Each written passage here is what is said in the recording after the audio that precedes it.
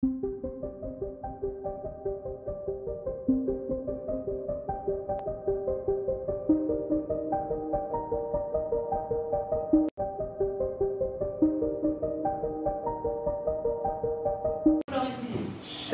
peuple de Dieu, shalom partout où vous nous suivez. Comme vous le constatez, nous sommes à Bruxelles, à l'église La Puissance du nom de Jésus-Christ à Bruxelles. Donc nous venons de finir le culte et nous allons nous entretenir avec l'homme de Dieu pendant quelques minutes. Bonjour homme de Dieu. Bonjour la servante de l'Éternel.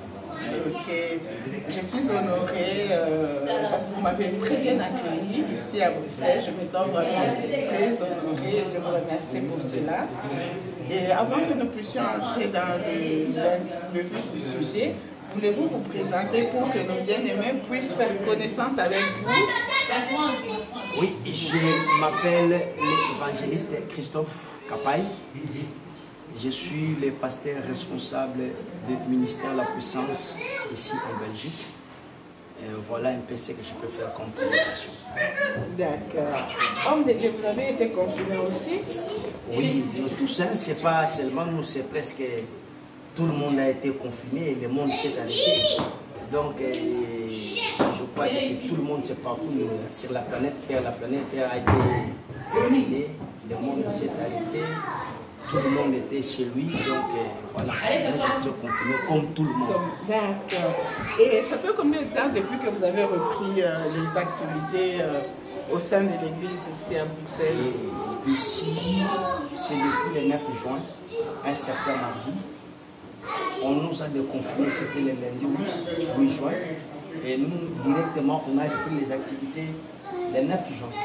Donc on n'avait pas donné le temps de patienter ou quoi, donc on a respecté les mesures. Tout de suite déconfiné, tout de suite, donc on se met dans le travail.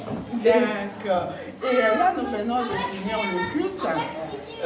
Il y avait vraiment du monde, wow, nous avons vraiment été bénis.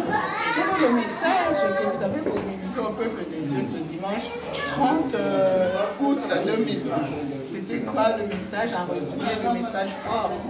Ça fait 5 dimanches, j'étais en train de parler sur la malédiction des prophètes.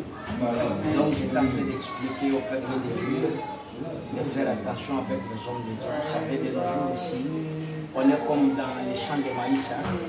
Donc là, tout le monde a les bagues, on ne connaît pas qui est l'aîné et qui est le cadet. Donc là, il y a la confusion. Vous savez, si vous allez dans les champs de maïs, vous allez constater que c'est la confusion qui va les records là-bas. Parce que tout le monde a les bagues. On ne sait pas distinguer qui est grand, qui est qui. Donc, et là, j'étais en train d'attirer l'attention, d'interpeller les enfants de Dieu, de faire attention avec les hommes de Dieu. Et je parlais sur la malédiction des prophètes, j'ai expliqué qui est un prophète, le rôle d'un prophète. Mais attention, la servante de Dieu, ce n'est pas le prophète d'aujourd'hui. Hein. Je ne parle pas les prophètes de nos jours, parce que le prophète de nos jours aujourd'hui, ici, quelqu'un dort, frère, et le matin, il se réveille, prophète, il donne la parole de connaissance, comme la personne voit l'accomplissement directement, il se proclame prophète. Non, ce n'est pas ça le prophète. Je suis en train de parler des prophètes établis comme étant ministres d'Église. Voilà. Et j'ai essayé d'expliquer qui est le prophète, c'est quoi le rôle d'un prophète. Et quand un prophète apparaît dans le pays, qu'est-ce qui arrive? Et là, je dis, un prophète vient pour faire deux choses. Il vient premièrement pour le relèvement des autres. Et il vient aussi pour la chute des saints. Et quand un prophète arrive, les prophètes sont des agents de succès. Un prophète doit amener des succès. Vous allez constater que actuellement, les prophètes ne sont pas des agents de succès, mais ils sont devenus des agents de confusion. Avec leur message n'est pas clair. Donc, vous savez, comme sur Congo, là, j'étais en train de suivre.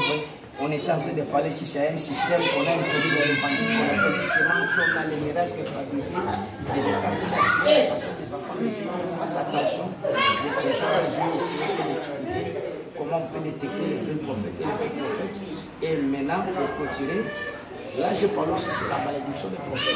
Donc il y a la bénédiction, il y a la malédiction des prophètes et il y a aussi la bénédiction des prophètes. Aujourd'hui, on a chuté avec la bénédiction des prophètes. Très merci homme de Dieu. On a vraiment été bénis. Je pense qu'on y reviendra prochainement pour qu'on puisse nous expliquer un peu sur les prophéties, voilà comment discerner les bons et les mauvais prophètes. Voilà. Mais d'ailleurs, vous êtes dans votre maison, hein? Donc j'ai suivi dans votre présentation, on m'a bien dit non, là, tu es chez toi. Donc il n'y a même pas donc tu mérites cela parce que donc tu es chez toi. D'accord. Alors, homme de Dieu, quel est le message que vous pouvez communiquer aujourd'hui aux hommes de Dieu, à l'église corps du Christ, et plus précisément à nos bien-aimés qui sont aussi en République démocratique du Congo? Message nous au ça la bande de RDC. Il n'y a pas un message de cause la plus importante que l'unité. Amen. Vous comprenez? Au Congo, surtout actuellement au Congo, l'église est divisée. Moi, je crois que tous les hommes de Dieu, nos pères, que je ne saurais pas citer le nom ici, je ne suis pas là pour citer le nom. Donc, que les enfants de Dieu soient unis. Et que chacun aussi puisse avoir l'amour du prochain. Parce que sans l'amour, on ne peut rien faire. On peut prêcher, on peut tout faire. Mais, bolingoso kezate na katia batu. Nous avons une importance à la prédication, une importance à l'évangélisation. Donc, nous avons des Congolais, nous sommes tous à la parce que les Congolais et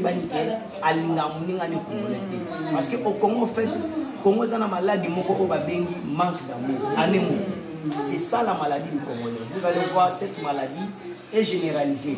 Ceux qui ne sont pas politiciens, trahison à trahison, ils ne sont pas pasteur, pareil, ils ne sont pas docteur, pareil. Donc, manque d'amour, il y a des problèmes, il y a tout Congolais, sans exception. Donc, nous sommes tout le temps. Ok, merci beaucoup, homme de Dieu, merci beaucoup. Bien-aimés de Dieu, nous sommes arrivés presque à la fin de notre interview.